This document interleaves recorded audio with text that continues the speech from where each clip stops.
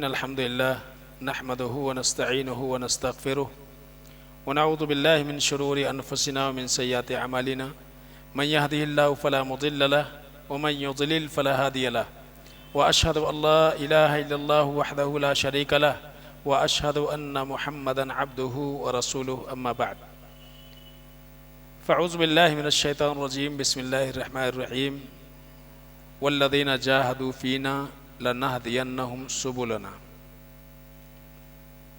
وقال النبي صلى الله عليه وسلم من سلك طريقا يلتمس فيه علما سهل الله له طريقا إلى الجنة رب اشرح لي صدري ويسر لي أمري واحلل عقدة من لساني يفقهوا قولي. قابل احترام سامعین و سامعات، آج اللہ رب العالمین کے اس گھر میں جو ہم جمع ہوئے ہیں، اس کے پیچھے مقصد یہ ہے کہ اللہ رب العالمین کی قربت اور اللہ رب العالمین کی رضا کا سب سے بہترین ذریعہ جو نماز ہے، نماز کا طریقہ نبوی طریقے پر کتاب و سنت کی روشنی میں ہم اس کو سمجھ کر کے اور نبوی طریقے پر اپنی نماز کی اصلاح کرتے ہوئے اپنی نماز کو درست کرنے کی ہم کوشش کریں گے. یہی ہمارے اس درس کا مقصود ہے اور یہی ہماری نیت ہونی چاہیے. عمومی طور سے نماز جو اتنی اہم عبادت ہے، بہت سارے لوگ ہم کہیں سے سیکھ لیا، کہیں سے سن لیا، کسی نے بتا دیا نماز ایسے پڑھی جاتی ہے، رکوع ایسے کیا جاتا ہے، سجدہ ایسے کیا جاتا ہے، اور اسی طرز پر ہم اپنی نماز پڑھتے ہیں، لیکن ہم کو بصیرت نہیں ہوتی ہے، علم نہیں ہوتا ہے. اگر کسی کو بتانے کی ضرورت پڑ جائے کہ محمدی طریقہ کیا ہے نماز کا، نبوی طریقہ کیا ہے، اس کے دلائل کہاں ملیں گے، ہم رکوع کر رہے ہیں تو کیوں کر رہے ہیں، رکوع کی ایک کیفیت صحیح ہے یا صحیح نہیں ہے، سجدے کی کیفیت صحیح ہے صحیح نہیں ہے، تو ہم کو جب کسی چیز کے بارے میں مکمل معلومات حاصل ہوگی تو ہی صحیح طریقے سے ہم اس کے اوپر عمل کر سکتے ہیں. سنی سنائی اور دیکھ کر کے ایک دوسرے کو ممکن ہے اگر اللہ نہ کرے اس میں ہماری لغزشیں ہوں، خطائیں ہوں، غلطیاں ہوں، تو دوبارہ جب اللہ کے سامنے ہم حاضر ہو جائیں گے، دوبارہ اللہ تعالی ہمیں ہماری عبادتوں کو درست کرنے کے لیے دنیا میں نہیں بھیجے گا، بلکہ ناکامی کے ہم شکار ہو جائیں گے. اس لیے ابھی ہمارے پاس وقت ہے کہ ہم صحیح طریقہ کیا ہے اس کو ہم جانیں اور سیکھیں. لیکن یاد رکھیے کہ خالی انسان کے اندر تڑپ ہو، تمنا ہو، چاہت ہو، اسی سے آپ کو آپ کا مقصد نہیں مل جائے گا، بلکہ اس کے لیے محنت کرنی پڑے گی. اللہ فرماتے ہیں والذین جاہدوا فینا لنہدینہم سبلنا، جو لوگ ہمارے لیے، ہماری خاطر، ہمارے دین کے لیے مجاہدہ کرتے ہیں، لنہدینہم سبلنا، تو ہم ہمارے راستوں کی رہبری کرتے ہیں. پتہ یہ چلا کہ ہدایت پانے کے لیے، علم حاصل کرنے کے لیے صرف طلب اور تمنا سے کام نہیں بنے گا، بلکہ اس کے لیے مجاہدے کی ضرورت ہے، محنت کی ضرورت ہے، مشقت کی ضرورت ہے، وقت دینا پڑے گا، تھوڑا وقت لگانا پڑے گا آپ کو. وقت لگانے سے مراد وہ نہیں ہے، مطلب یہ ہے کہ اہل علم کی مجلس میں شرکت کرنا پڑے گا، نہیں تو الگ ہی مفہوم سمجھ لیں، وقت لگانا پڑے گا، ایک اصطلاح بن چکا ہے یہ، تو وہ مقصد نہیں ہے. مقصد یہ ہے کہ آپ کو علمی مجالس میں، علمی دروس میں شرکت کرنی پڑے گی. تو پتہ یہ چلا کہ دینی مجلس میں جو حاضری ہے، ہم جو حاضر ہوتے ہیں، یہ کیا ہے، یہ بھی مجاہدے کی ایک صورت ہے، یہ بھی مجاہدے کی ایک شکل ہے. اگر صرف چاہت سے، تمنا سے اگر ہدایت ملتی تو دنیا میں کوئی بھی گمراہ نہیں ہوتا تھا، بلکہ سارے کے سارے لوگ ہدایت یافتہ مانے جاتے تھے۔ اللہ کے رسول صلی اللہ علیہ وسلم نے ارشاد فرمایا، من سلک طریقا یلتمس فیہ علما سہل اللہ لہ طریقا الی الجنہ، جو کوئی حصول علم کے خاطر اور طلب علم کے لیے کسی راستے پر نکلتا ہے، مقصد کیا ہے کہ وہ علم حاصل کرے، تو اللہ فرماتے ہیں کہ ہم اس کے لیے جنت کا راستہ آسان فرما دیتے ہیں۔ اس سے پتہ یہ چلتا ہے کہ جنت کا راستہ علم کا راستہ پار کرنے کے بعد ہی ملے گا۔ اگر ہم کو جنت چاہیے تو جنت پانے کے لیے ہم کو علم کے راستے سے ہو کر کے گزرنا پڑے گا۔ بغیر علم کے ہم منزل تک نہیں پہنچ سکتے ہیں۔ اگر ہم کو کہیں جانا ہے، کسی شہر میں جانا ہے، تو ہم سب سے پہلے اس کے بارے میں معلومات حاصل کرتے ہیں، جاننے کی کوشش کرتے ہیں کہ وہ راستہ کیسا ہے، کدھر سے جائے گا، کیسے ہم اپنی منزل پر پہنچیں گے۔ تو جنت کا جو راستہ ہے، یہ راستہ آسان نہیں ہے، بہت ساری رکاوٹیں ہیں اس راستے میں، بہت ساری رکاوٹیں ہیں۔ ہدایت کے راستے میں، جنت کے راستے میں کئی ساری رکاوٹیں ہیں۔ ایک تو ہمارا نفس کبھی کبھار رکاوٹ بن جاتا ہے، کبھی شیطان ہم کو گھیر لیتا ہے، کبھی سماج میں ہم الجھ کر کے رہ جاتے ہیں، اور دیگر فتنے میں ہم مبتلا ہو جاتے ہیں۔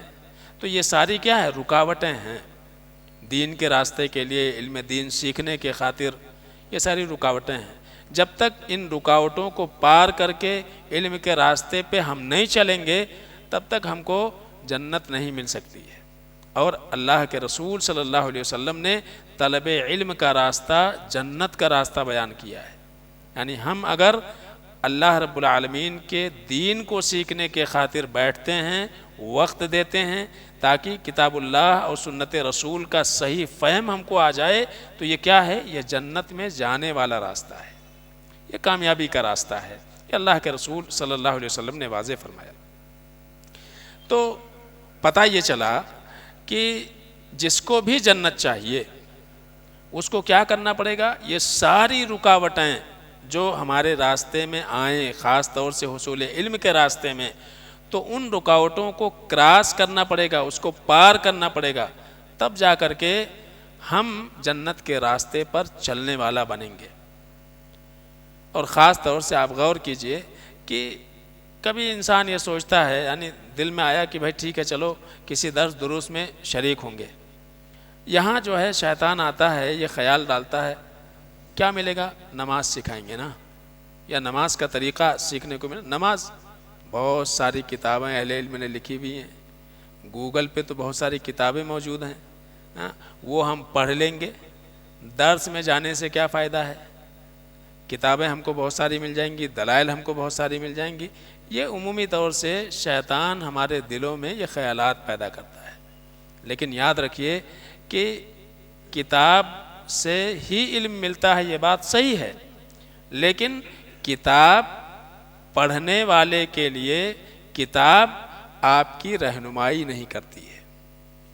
آپ نے کوئی پیراگراف پڑھا، پڑھ کر کے آپ نے صحیح سمجھا یا غلط سمجھا اس کا مفہوم، کتاب اصلاح نہیں کرے گی آپ کی، وہ نہیں بتائے گی۔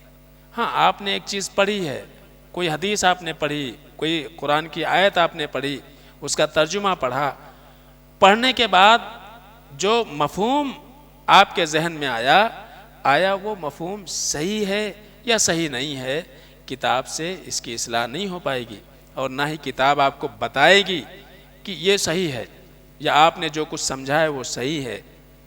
تو کتابیں بہت ساری ہیں اور اللہ تعالیٰ نے وسائل بھی بہت سارے دیے ہیں، لیکن اہل علم سے علم کو سیکھنا اور کسی بھی علم کے صحیح طریقے سے فہم حاصل کرنے کے لیے ضروری ہے کہ اس علم کا کوئی نہ کوئی آپ کا استاذ ہو، کوئی ٹیچر ہو جو آپ کو وہ علم بتائے، سکھلائے، اور پھر آپ کا جو ہے فہم وہ صحیح کرے، یہ بہت زیادہ ضروری ہے۔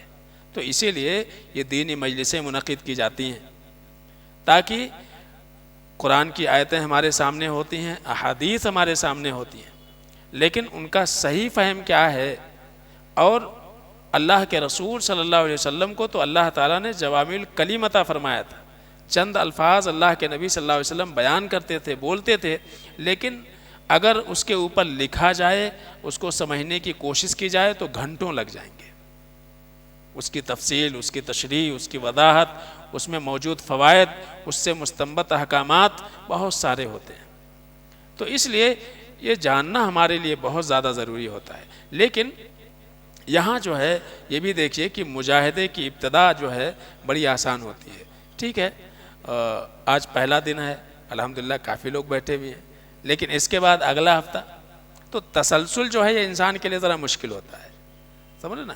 تو ابتدا پہلا درس، ایک دو درس، اس میں انسان شریک ہو جاتا، اس کے بعد دوسرا، تیسرا، چوتھا، پھر سستی آتی ہے. اچھا ٹھیک ہے اگلی بار جائیں گے. دیکھیے جب آپ کے سامنے کوئی رکاوٹ نہ ہو تب آپ، یعنی کوئی کام نہیں، فری ہیں تو درس میں آ رہے، یہ کامیابی نہیں ہے. کامیابی یہ ہے کہ جب آپ کے پاس کام رہے لیکن اس کو چھوڑ کر کے پھر اللہ کے لیے آپ اللہ کے دین کو سیکھنے کے لیے آتے ہیں، یہ سب سے بڑی چیز ہے.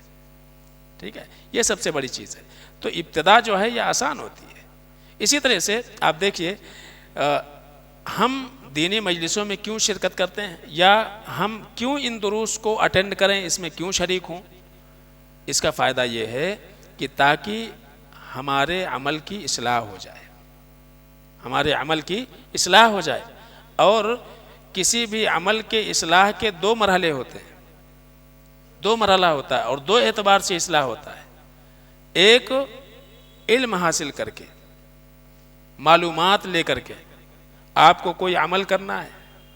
عمل کرنے سے پہلے ضروری ہے کہ وہ عمل کیسے انجام دیا جاتا ہے اس کے بارے میں جانکاری ہونی چاہیے. آپ کو گاڑی چلانی نہیں آتی ہے، آپ کو چابی دے دیا گیا، اسٹیئرنگ پہ بٹھا دیا گیا، تو کیا کریں گے پھر آپ؟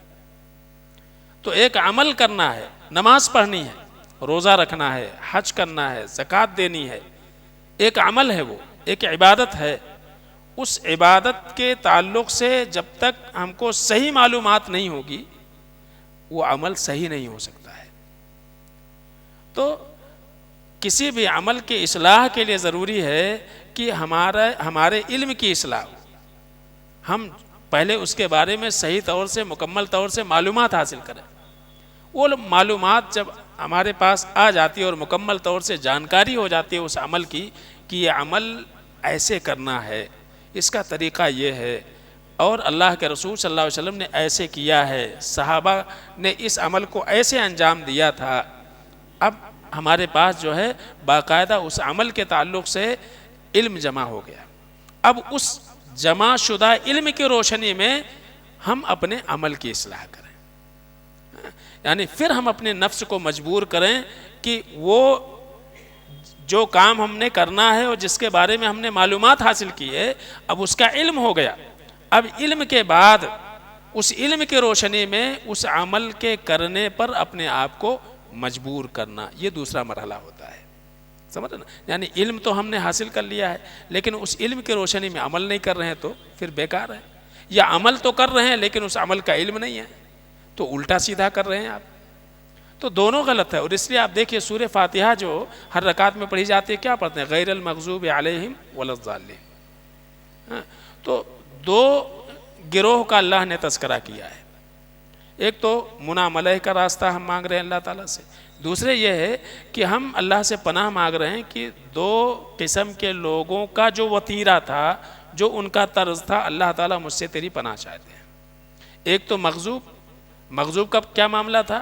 ان کے پاس علم تھا لیکن اس علم کے اوپر عمل نہیں کرتے تھے.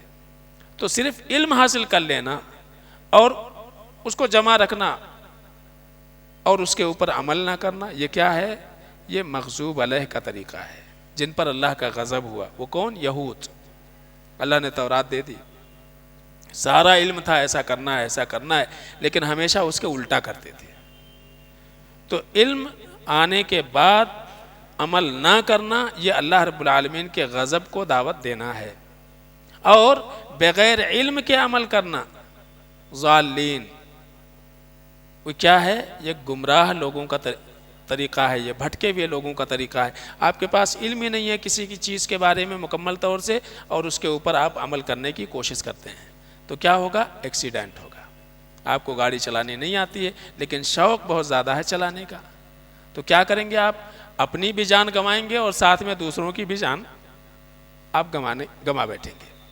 تو اسی لیے علم حاصل کرنا ہے اور پھر عمل کرنا ہے، نہ تو بغیر علم کے عمل کرنا ہے اور نہ ہی علم حاصل کر کے عمل کو چھوڑنا ہے، دونوں چیزیں ہیں۔ تو یہ جو ہے بہت زیادہ ضروری ہے کہ دو مرحلے ہوتے ہیں۔ اب اختصار کے ساتھ ہم یہ جاننے کی کوشش کریں گے کہ نماز، جب تک کسی چیز کی ہم کو اہمیت، اس کی قدر، اس کی فضیلت نہ پتہ ہو، تب تک جو ہے اس کے جانب انسان کی توجہ نہیں جاتی ہے۔ نماز کتنی اہم عبادت ہے، اس کا اندازہ آپ اس بات سے لگائیے کہ اللہ تعالیٰ نے توحید کے اقرار کے بعد تمام عبادتوں میں سب سے پہلے نماز کا تذکرہ کیا، اتنی اہم ہے توحید کے بعد۔ آپ غور کریں گے، اور بہت مشہور بات اللہ کے رسول صلی اللہ علیہ وسلم کے چھوٹے چھوٹے بچے بھی جانتے ہیں، ارکان اسلام کتنے بولتے؟ 5، سمجھ رہے نا؟ اب ان 5 میں سے جب عمل کی بات آتی ہے شہادتین کے بعد، تو سب سے پہلے کس کا ذکر ہوتا ہے؟ نماز قائم کرنا۔ تو توحید کے بعد اللہ تعالیٰ روزے کا بھی ذکر کر سکتا، تو روزہ بھی عبادت ہے، حج بھی عبادت ہے، زکوٰۃ بھی عبادت ہے، اور بہت ساری نیکیاں ہیں، بہت ساری نیکیاں۔ ایمان کے تو 70 سے زیادہ شاخیں ہیں۔ تو اللہ تعالیٰ نے آخر توحید کے اقرار کے بعد سب سے پہلے نماز کا ذکر کیوں کیا؟ اس کی وجہ یہ ہے کہ واقعی نماز کی اہمیت تھی تمام عبادتوں میں، بلکہ تمام عبادتوں کا سردار کہہ لیں آپ۔ تو اس لیے جب یہ اتنی اہم عبادت ہے تو کیا اس کے مسائل سے ہمیں واقفیت نہیں ہونی چاہیے؟ کیا اس کے بارے میں مکمل طور سے ہم کو جانکاری نہیں ہونی چاہیے؟ کیا اس کا علم ہمارے اوپر حاصل کرنا ضروری نہیں ہے؟ بالکل ضروری ہے، اس لیے کہ وہ توحید کے اقرار کے بعد سب سے اہم عبادت ہے۔ سورہ طٰہٰ میں اللہ تعالیٰ نے ذکر کیا، اننی انا اللہ، اننی انا اللہ لا الہ الا انا فاعبدنی اقم الصلاۃ لذکری۔ سورہ طٰہٰ میں اللہ تعالیٰ نے جہاں حضرت موسیٰ علیہ السلام کا تذکرہ کیا ہے، حضرت موسیٰ علیہ السلام مدین سے نکلے تھے اپنے بال بچوں کے ساتھ میں، سردی کا موسم تھا، اب انہیں کہیں دور آگ دکھائی دی، وہ آگ لینے گئے حضرت موسیٰ علیہ السلام، فیملی کو وہیں روک دیا، کہا وہاں پہ آگ نظر آ رہے ہیں، وہاں جاتے ہیں اور آگ لے کر کے آتے ہیں۔ کبھی کبھی ایسا بھی ہوتا ہے کہ انسان کی چاہت، اس کی طلب بڑی چھوٹی ہوتی ہے، لیکن اللہ تعالیٰ کی عطا بہت بڑی ہوتی ہے۔ یہاں حضرت موسیٰ علیہ السلام کیا لینے گئے تھے؟ آگ لینے گئے تھے۔ جب قریب پہنچے تو وہاں سے آواز آ گئی، اننی انا اللہ، میں اللہ ہوں۔ خالی آواز سن رہے ہیں؟ اللہ رب العالمین اپنا تعارف کرا رہا، انی انا اللہ، میں اللہ ہوں۔ اس کے بعد لا الہ الا انا فاعبدنی، اللہ فرماتے ہیں میرے سوا کوئی بھی عبادت کے لائق نہیں۔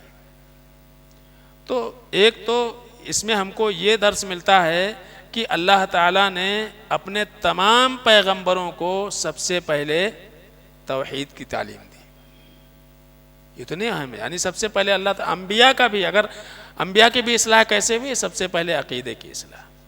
تو حضرت موسیٰ علیہ السلام کو سب سے پہلا پیغام ملا لا الہ الا اللہ، اللہ کے علاوہ کوئی بھی عبادت کے لائق نہیں۔ سوال یہ پھر کون؟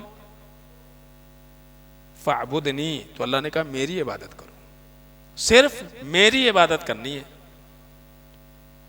اب پھر سوال پیدا ہوتا ہے اللہ تیری عبادتوں کی قسمیں بہت ساری ہیں، تو کون سی عبادت سے شروع کروں؟ تو اللہ نے فرمایا اقم الصلاۃ لذکری، اقم الصلاۃ، نماز سے ہماری عبادت شروع کرو۔ تو توحید کے اقرار کے بعد اللہ تعالیٰ نے سب سے پہلی عبادت کا جو تذکرہ کیا وہ کیا؟ اقیم الصلاۃ۔ وہاں زکوٰۃ بھی اللہ کہہ سکتے تھے، وہاں جو ہے اور کوئی کام کہہ سکتے تھے، لیکن اللہ تعالیٰ نے نماز کا تذکرہ کیا، اس لیے کہ جب عبادت کا حکم ہوا تو سب سے پہلے تو توحید بیان ہو گئی، میرے علاوہ کوئی عبادت کے لائق نہیں ہے۔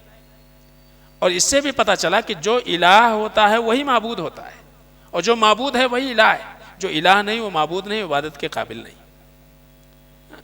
تو فاعبدنی، صرف میری عبادت کیجئے، میرے خاطر ہی عبادت کیجئے، میرے واسطے عبادت کیجئے۔ تو ریا نکل گئی، دکھاوا نکل گیا، یعنی اخلاص جو ہے ہونی چاہیے۔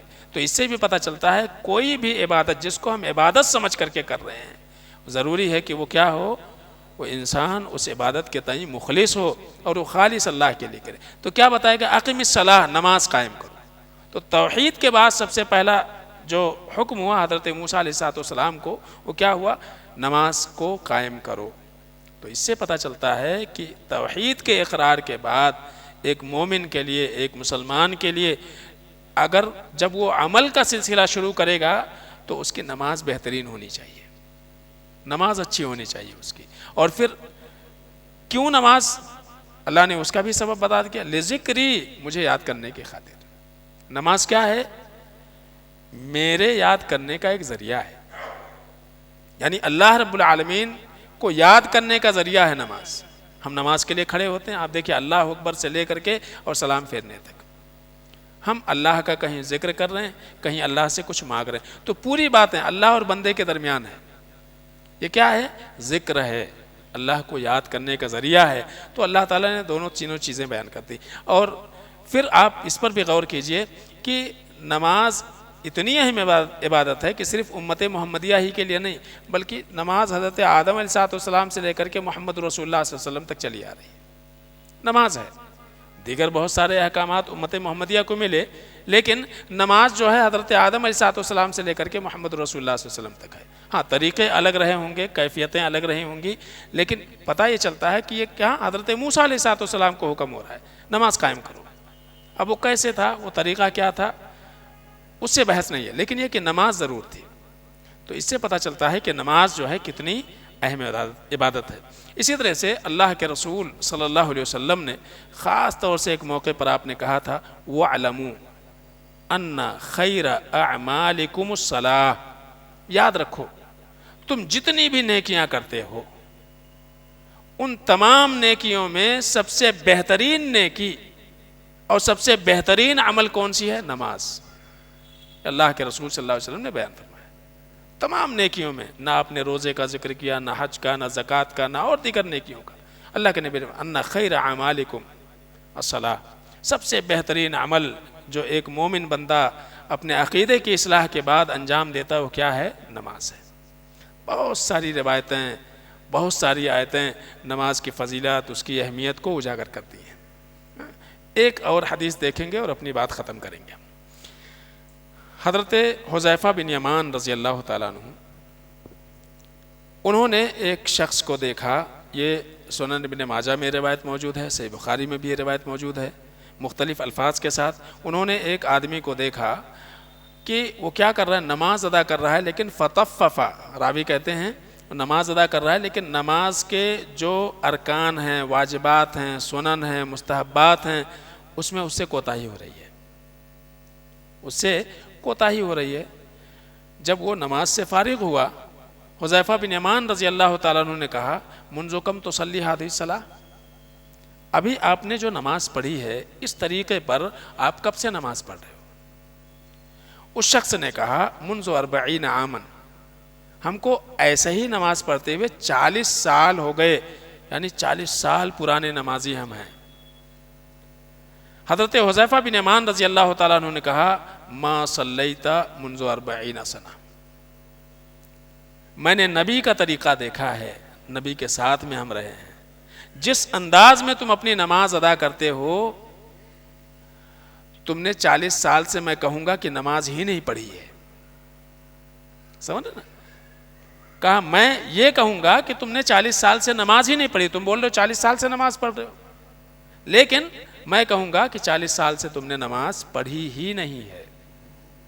یہ حضرت حذیفہ بن یمان رضی اللہ تعالیٰ نے کہا، اور اس کے بعد کہا، ولو مت وانت تصلی هذه الصلاۃ، اگر اللہ نہ کرے تمہاری موت آ گئی اور اس انداز میں، جس انداز میں تم نماز پڑھ رہے ہو، ایسے پڑھتے ہوئے تمہاری موت آ گئی، لمت علی غیر فطرت محمد صلی اللہ علیہ وسلم، تو تمہاری موت محمد رسول اللہ صلی اللہ علیہ وسلم نے جو شریعت دے کر کے جو آپ بھیجے گئے تھے، اس شریعت پر تمہاری موت نہیں ہوگی، اس فطرت پر، فطرت اسلام پر تمہاری موت نہیں مانی جائے گی۔